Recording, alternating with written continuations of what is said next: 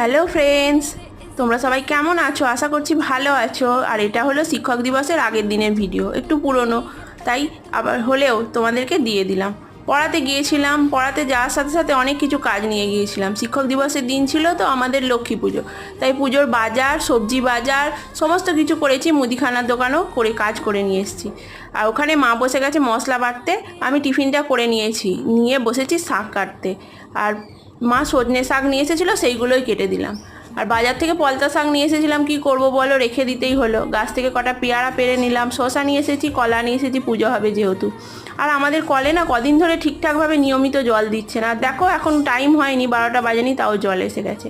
সব কাজ গুছিয়ে নিয়েছি, এবার যাবো স্নানে।